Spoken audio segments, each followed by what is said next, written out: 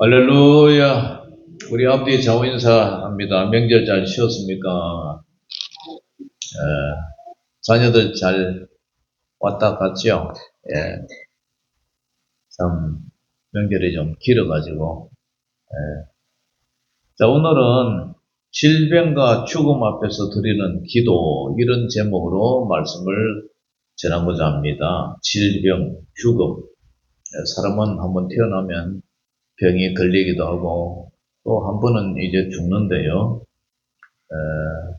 참, 이번에도 저도 명절을 통해서 자녀들을 보면서 느낀 점이, 내가 자녀들을 위해서 뭐 재산을 상속해 줄 돈도 없고, 내가 해줄 수 있는 방법은 기도밖에 없구나. 믿음의 유산을 물려주는 그런 믿음, 기도, 그밖에 없구나. 그래서 자녀를 위해서 열심히 기도해야 되겠다. 그런 생각을 많이 했습니다. 자녀를 키우는 부모라면은 누구나 마음속에 작고 서늘한 그런 두려움이 있죠. 한밤중에 울리는 전화벨이나 또 띵 하고 울리는 메시지 알람 하나에도 가슴이 이제 철렁 내려앉을 수가 있죠. 그리고 타지에서 치열한 경쟁사회 속에서 살아가는 그런 자녀들이 힘든 일은 없는지, 혹시 뭐 아픈 데라도 없는가, 그런 걱정이 생깁니다. 그런데 만약 그 막연한 두려움이 현실이 된다면 여러분은 어떻게 하겠어요? 그런데 오늘 본문에 보니까 의사가 더 이상 손 쓸 수 없다고 말하고, 내가 가진 돈과 경험과 인맥이 아무 소용이 없다는 것을 깨달았을 때에 우리는 어디로 가야 하느냐. 나의 인간의 모든 노력을 다 이제 기울이고 내가 할 만큼 다 했다. 그런 그 이후에 그 결과를 기다리는 그런 상황 속에서 이 절망의 자리가 정말 모든 것의 끝인가. 오늘 이 본문에 보면은 참 그런 슬픈 사연들이 있는데요. 많은 사람들은 이 절망의 벽 앞에서 무너지고 말아요. 원망을 하거나 또는 자포자기하거나 혹은 또 다른 세상의 방법을 찾아 헤맵니다. 그러나 성경은 오늘 단호하게 말해요. 인간의 한계는 끝이 아니라 하나님의 능력이 시작되는 출발점인 줄 믿으시기를 주의 이름으로 축원합니다. 오늘 본문은 자신의 모든 것이 산산조각 나는 절망의 한복판에서 예수님을 붙들고 죽음을 넘어선 생명을 경험한 한 아버지 야이로의 얘기예요. 야이로는 긴박했던 여정을 따라가면서 절망의 벽 앞에서 우리가 드려야 할 기도는 무엇인가, 또 그 기도가 어떻게 하늘의 문을 여는지 함께 추적하기를 주의 이름으로 축원합니다. 그러면 오늘 이 배경의 주인공 해당장 야이로는 누구냐? 오늘 본문에 등장하는 야이로는 평범한 아버지가 아니었어요. 성경은 그를 해당장이라고 소개하고 있습니다. 해당장은 오늘날의 담임 목사님이나 교회 운영위원장, 그와 비슷한 역할이죠. 당시 유대인 공동체에서 가장 존경받는 인물 중에 하나였어요. 해당의 모든 예배 순서를 주관하고 말씀을 읽을 사람을 지정하고 해당의 재정과 시설을 관리하는 지역사회의 종교적 사회적 중심인물이 바로 해당장이라는 직분입니다. 이 해당장은요, 율법에 정통했고 사회적 지위와 명예 그리고 안정된 부를 가졌을 것입니다. 이 해당장은 기존의 종교 질서와 권위를 상정하는 사람이었어요. 그런 그가 바리새인과 사도계인 등 종교 지도자로부터 신성 모독자로 취급받던 젊은 떠돌이 설교가 예수님의 발 앞에 공개적으로 엎드린 거예요. 이것은 엄청난 리스크를 감수하는 그런 행동입니다. 동료 해당장들에게 비난받고 기득권층으로부터 배척당하며 심지어 자기 그 해당장이라는 직위 자체를 잃을 수도 있는 그런 일이죠. 이것은 그가 가진 모든 것, 이 해당장이라는 자존심, 명예, 사회적 지위, 종교적 신념을 다 합쳐도 죽어가는 딸의 생명과 바꿀 수 없음을 보여주는 처절한 몸부림이었어요.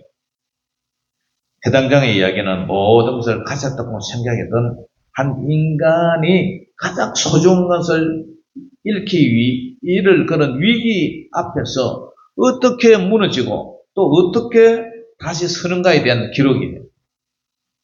그런데 이 해당 장이 오늘 어떻게 반응하고 있어요? 절망의 자리에 시작되는 그 믿음, 다시 말해서 모든 것을 내려놓는 결단이 해당 장에게 일어났어요. 자, 5장 22절에서 23절 읽어봅니다. 시작. 해당 장의 하나인 야이로라 하는 이가 와서 예수를 보고 발 아래 엎드려 간곡히 구하여 이르되 내 어린 딸이 죽게 되었사오니 오셔서 그 위에 손을 얹어사 그로 구원을 받아 살게 하소서 하거늘. 아멘. 야이로의 믿음은 그의 절망에서 시작되었습니다. 그의 사랑하는 12살 먹은 딸이 죽어가고 있어요. 12살밖에 안 먹은 그 어린 딸이 죽어가고 있다는 거예요. 이 해당 장에 가진 모든 것으로도 딸의 죽음을 막을 수가 없어요. 바로 그 완전한 무력감의 순간에 그는 어떻게 합니까? 예수님께 달려갔어요. 그리고 발 아래 납작 엎드려요. 이것은 수많은 군중이 보는 앞에서 자신의 그 사회적인 체면, 모든 것 다 내던지고 나는 아무것도 아니라는 그런 모습을 보여줘요. 자신의 모든 권위를 내려놓고 오직 예수님만이 생명의 주권자이심을 온몸으로 고백하는 항복의 자세예요. 기도는 나의 화려한 언변이나 경건한 자세에서 시작되지 않아요. 기도는 야이로처럼 나의 무능함을 인정하고 주님 발 앞에 모든 것을 내려놓는 것에서부터 시작되는 거예요. 그의 기도는 단순했어요. 아버지의 모든 진심이 담긴 절박한 부르짖음이었어요. 오셔서 손을 얹어 주십시오. 그러면 내 딸이 살겠습니다. 주님, 오셔서 손을 얹어 주세요. 그러면 내 딸이 살겠습니다. 이것이 그의 믿음의 전부였어요. 그리고 예수님께서는 그의 믿음을 보시고 즉시 그와 함께 가십니다. 자, 읽어봅니다. 마가복음 5장 35절에서 36절. 시작. 집에서 사람들이 와서 해당 장에 이르되 당신의 딸이 죽었나이다. 어찌하여 선생을 더 괴롭게 하나이까? 예수께서 그 하는 말을 곁에서 들으시고 해당 장에게 이르시되 두려워하지 말고 믿기만 하라 하시고. 아멘. 예수님께서 야이로의 집으로 향해서 가는 길에 예상치 못한 사건이 발생돼요. 이 야이로라는 사람의 사건 속에 또 다른 사건이 개입이 돼요. 12년간 헬루증으로 고통받는 한 여인. 이 헬루증이라는 병은 여자가 하혈하는 병입니다. 여자가 치마 속으로 계속 하혈을 내요. 피를 흘려요. 그걸 몇 년 동안요? 12년 동안 했어요. 12년 동안. 그러니까 구약의 배경에서는 여자가 하혈을 하면 그거는 부정한 여자로 보거든요. 그렇잖아요. 그러니까 여자가 얼마나 병원에도 다니고 뭐 이것저것 나으려고 고생을 했어요. 그런데 12년간 헬루증으로 고통받는 한 여인이 예수님의 옷자락을 만져서 치유받는 일이 일어난 거예요. 1분 1초가 야이로의 입장에서는 1분 1초가 얼마나 시급하겠어요. 피 말리는 그런 급박한 사건인데 이 중간에 헬루증 여자가 일어나가지고 예수님 옷을 만지는 순간에 이런 시비가 일어나니까 자기 부모가 얼마나 얘가 타겠어요. 1분 1초가 급한 야이로의 입장에서 정말 피 말리는 사건이었어요. 군중 속에서 예수님께서는 누가 내 옷에 손을 대었냐 물으시면서 시간을 지체해요. 야이로는 마음이 아마 새카맣게 타들어갔을 거예요. 여기서 우리는 마가복음에 놀란 이 문학적 장치를 발견해요. 한 여인은 한쪽은 12년 동안 헬루증으로 고통받았고 한쪽은 야이로에 따른 12년을 살았어요. 한쪽은 12년간의 절망적인 삶이었고 질병으로 살았고 다른 한쪽은 12년간의 소중한 생명을 이제 마감하는 그런 위치에 있어요. 주님은 이 두 인생을 한 자리에서 만나게 하죠. 이는 야이로의 믿음을 시험하고 한쪽은 더 큰 차원으로 이끌기 위한 하나님의 섭리였어요. 바로 그 지체의 순간에 집에서부터 최악의 소식이 전해옵니다. 뭐라고요? 당신의 딸이 죽었나이다. 당신의 딸이 죽어버렸다고. 모든 것이 이제 끝나버렸어요. 이 여자가 지체하는 것 때문에, 이 여자 때문에 이제는 기도의 제목마저 사라져버린 완전한 절망이었어요. 그래서 주변의 사람들이 뭐라 그래요? 이제 선생을 괴롭게 할 필요가 없다. 이제는 더 이상 선생을, 예수님을 괴롭게 할 필요가 없다. 포기를 종용을 해요. 이 모습은 아브라함의 이삭을 모리아 순간에 바치는 그 순간을 떠올리게 합니다. 백세에 얻은 약속의 아들을 바치라는 그런 명령 앞에 살 길을 걸어서 모리아 산으로 이제 갔어요. 그러니까 그 산으로 올라가는 아브라함의 심정은 아마 이 야이로와 해당장 야이로와 같았을 것 같아요. 모든 희망이 끊어지고 하나님의 약속마저 의심되는 그 순간에 그는 칼을 들어요. 독자 이삭을 번제로 드려라. 아이를 잡으려고 상황은 끝났다고 말했지만 아브라함은 죽은 자도 살리시는 하나님을 믿었어요. 사람의 생명은 누구 손에 달렸어요? 하나님의 손에 달렸어요. 진성기 집사님이 죽음 속에서도 하나님께서 살려주셨어요. 전에 신은혜 사모님도 교통사고로 갈비뼈가 다 부러져 버렸는데 죽음 속에서도 하나님이 살려주셨어요. 하나님은 우리의 생명을 살리시기도 하고 죽이시기도 하고 걷어가시기도 하고 치유도 하시고 우리의 생명은 하나님 손에 달린 줄 믿습니다. 할렐루야. 그래서 야이로 역시 이 믿음의 갈림길에 섰어요. 바로 그때 주님께서 말씀하세요. 두려워하지 말고 믿기만 하라. 두려워하지 말고 믿기만 하라. 두려워하지 말고 믿기만 하라. 이 음성은 절망적인 현실의 소리가 아니라 창조주의 음성에 귀를 기울여라는 명령이에요. 믿음은 모든 상황이 좋을 때 유지하는 것이 아니라 모든 것이 끝났다고 말하는 세상의 소리 한가운데서 주님의 이 음성 하나를 붙드는 거예요. 죽음을 이기는 말씀으로 승리하는 믿음은 끝까지 말씀을 붙드는 거예요. 어떻게 한다고요? 끝까지 말씀을 붙드는 거. 자, 마가복음 5장 41절 42절 같이 읽어봅니다. 시작. 그 아이의 손을 잡고 이르시되 달리 다곰하시니 번역하면 곧 내가 네게 말하노니 소녀야 일어나라 하심이라. 소녀가 곧 일어나서 걸으니 나이가 12살이라. 사람들이 곧 크게 놀라고 놀라거늘. 아멘. 야이로의 집에 도착했을 때 집안은 이미 전문적으로 곡하는 사람들이 와가지고 아이고 아이고 아이고 아이고 울음소리로 소란으로 칵 했어요. 그들은 죽음이라는 현실을 기정사실로 받아들이고 절망의 이식을 치르고 있었습니다. 예수님께서 이 아이가 죽은 것이 아니라 잔다 말씀하시자 사람들이 뭐라 그래요? 비웃었어요. 아이고 이미 죽었는데 뭘 잔다고. 사람을 속여도 유분수지. 다 죽었잖아. 숨도 떨어져 버렸는데 뭐 잔다고. 그들의 경험과 상식으로는 도저히 이해할 수 없는 말이었어요. 믿음의 길에는 언제나 세상의 비웃음이 뒤따라요. 믿음으로 산다면 언제나 비웃음과 냉소가 뒤따라요. 롯의 천사들의 롯을 빨리 데리고 가족들 데리고 떠나려 했을 때 두 사이가 농담으로 여겼다.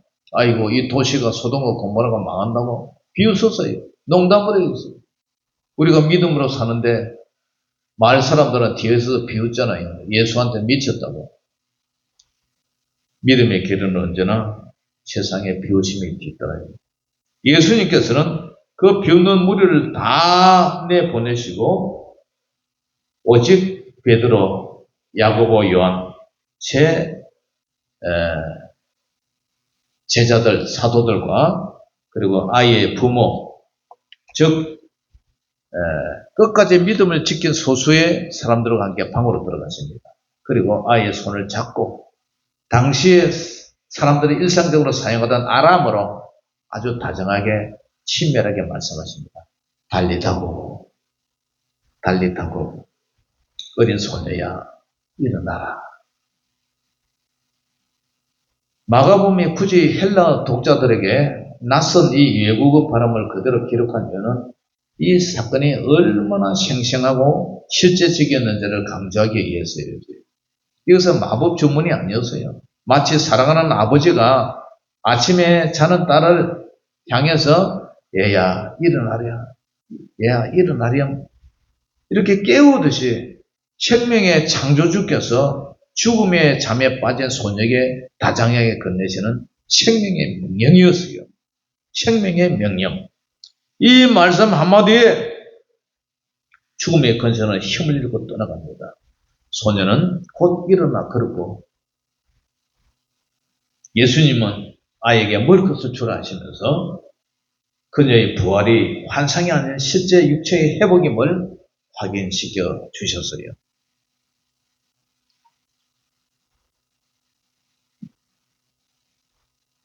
사랑하는 성도 여러분, 이 야이로의 얘기는 단순히 2000년 전의 기적 얘기가 아니에요. 오늘을 사는 우리들에게도 역시 동일한 하나님의 말씀이 있어요. 우리의 삶에도 야이로의 딸처럼 죽어가는 영역이 있어요. 자녀의 문제, 건강의 문제, 재정의 문제, 관계의 문제. 특히 저는 자녀들이 많다 보니까 개척교회 하면서 자녀들에게 아무 해준 게 없어요. 그냥 방임했어요. 근데 쟤들이 아르바이트 해가면서 휴학해가면서 그래서 나름대로 열심히 공부해가 4년째 대학을 모두 졸업하고 이제는 모두 직장을 다니고 있는데 그럼에도 불구하고 아직 하나밖에 결혼을 못했고 그럼 모두 살아가는 게 어려워요.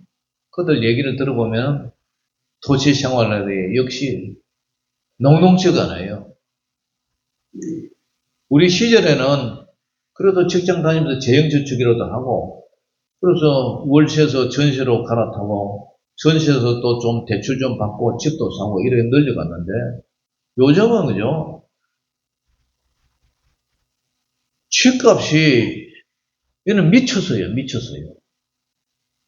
저 강남 같은데 제가 그때 직장 다닐 때는 의정부 집 팔고 대출 조금만 더 올리면은 잠실 아파트나 그런 거 하나 샀거든요.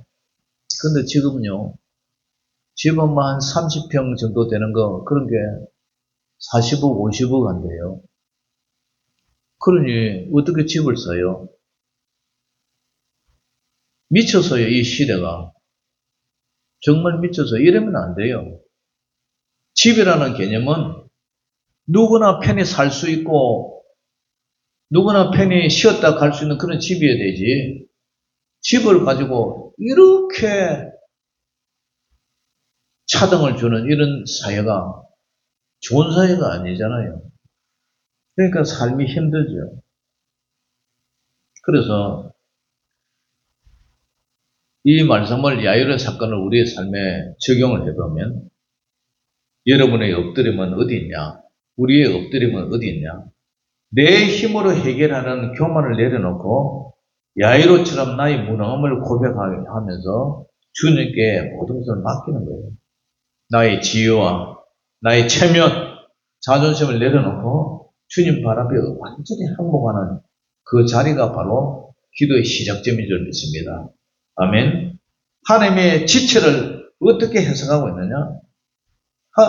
우리 예수님이 빨리 좀 가면은 이 딸이 살 수도 있을 낀데 기도가 드디어 응답될 때 그래서 자꾸 지체를 하는 거예요. 상황이 오히려 악화될 때 우리는 원망하고 포기하기 쉽습니다. 그러나 야이로의 길에 있었던 헬루정 여인처럼 하나님의 지체하심 속에는 우리가 알지 못하는 더 깊은 성의와 계획이 숨어 있다는 거예요.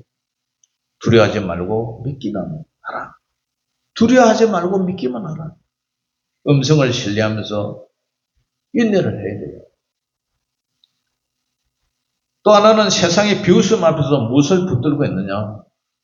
세상은 기적을 믿지 않고 기도를 조롱을 해요.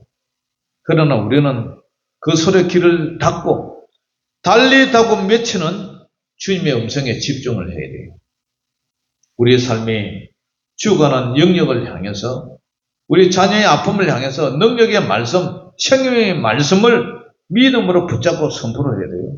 그 말씀이 절망을 희망으로 죽음을 생명으로 바꿀 수 있다는 거예요. 사랑하는 성도 여러분, 자녀를 위해서 기도해야 돼요. 우리 할머니 아까 따님을 만났는데 교회 다니세요? 그러니까 교회 안 다니는데 에이, 교회 다니죠. 예수님 믿고 천국 가야 되지. 아니라고 거부를 강하게 하더라고. 도봉구에 사신대요.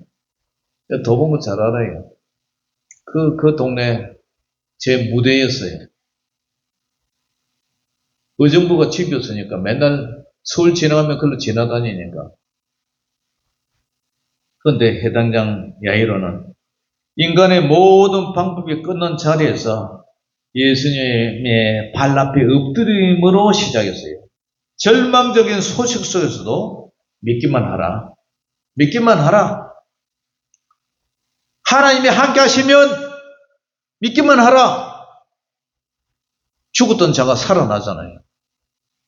죽은 자가 살아나는 이 현장 속에 안 될 일이 뭐가 있어요? 하나님이 하시면 됩니다.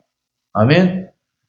어제 설교를 준비해야 되는데 우리 집사님이 차가 없잖아요. 차 때문에 뭐 1년, 한 2년 기도했죠.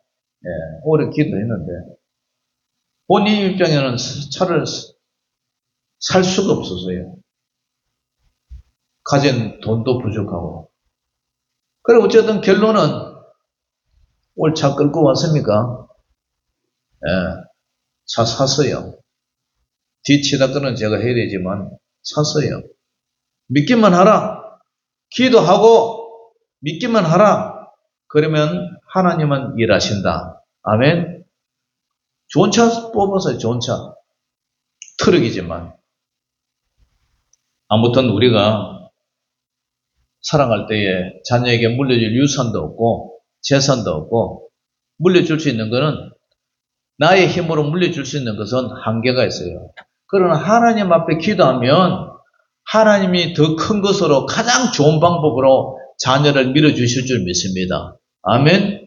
하나님께서 우리가 기도하면 자녀의 영혼을 위해서 예수 믿게 해서 구원받아 천국 가게 하시고 그 자녀를 이 세상에 보내신 그 하나님이 전지전능하신 그 하나님께서 자녀의 진로 문제, 자녀의 자녀 문제, 자녀의 직장 문제, 자녀의 모든 축복 문제 하나님께서 해결하세요.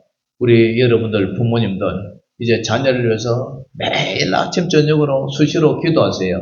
그러면 하나님께서 선하신 하나님께서 좋은 길로 이끄실 줄 믿습니다. 아멘. 죽었던 야이로의 딸도 살리시는 그 하나님, 그 전지전능하신 예수님이 12년 동안 헬루증도 깨끗이 치유하셨던 그 예수님이 우리를 구원해 주실 줄 믿습니다. 자녀를 위해서 기도하면 자녀가 잘 풀립니다. 잘 됩니다. 하나님께서 함께 하시면 모든 것이 이루어질 줄 믿습니다. 자녀를 위해서, 나를 위해서 울지 말고 자녀를 위해서 울라 기도하는 저와 여러분들 되시기를 주의 이름으로 축원합니다. 기도하겠습니다. 하나님 아버지 은혜를 감사합니다. 저희들은 자녀들에게 아무 물려줄 것이 없습니다. 능력도 없습니다. 그러나 가장 귀하고 가장 큰 소유, 가장 큰 상속인 기도의 능력으로 믿음으로 주님 앞에 기도할 때에 하나님께서 가장 좋은 것으로 채워주실 줄 믿습니다. 자녀의 장래 문제, 자녀의 모든 삶의 문제, 자녀의 영혼 문제, 손자들의 문제 하나님께서 책임져 주시고 우리가 기도하는 것만큼 하나님께서 보상하여 주시고 앞길을 열어 주시옵소서. 예수님 이름으로 축복하며 기도 올리옵나이다. 아멘. 자, 우리 예물 준비하면서 찬양 드리겠습니다.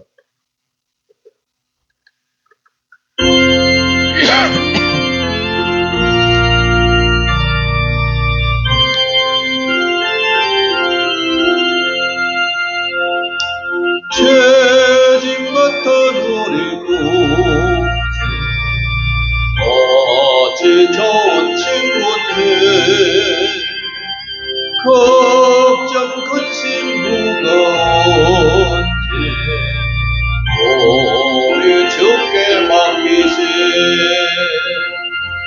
주께 고와 없던 고로 복을 받지 못하네 사람 둘이었지요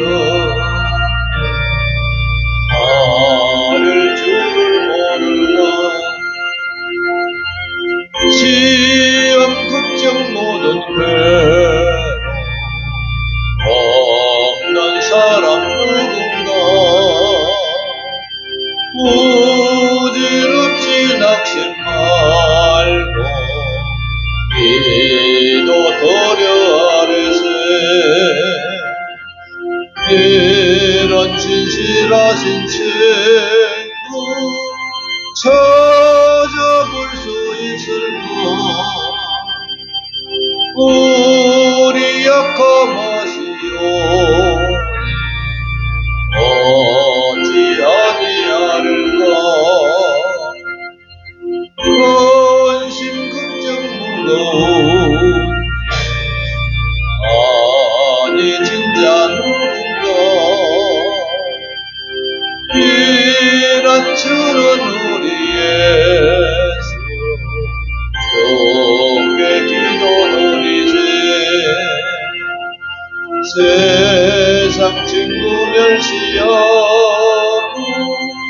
너를 조롱하여도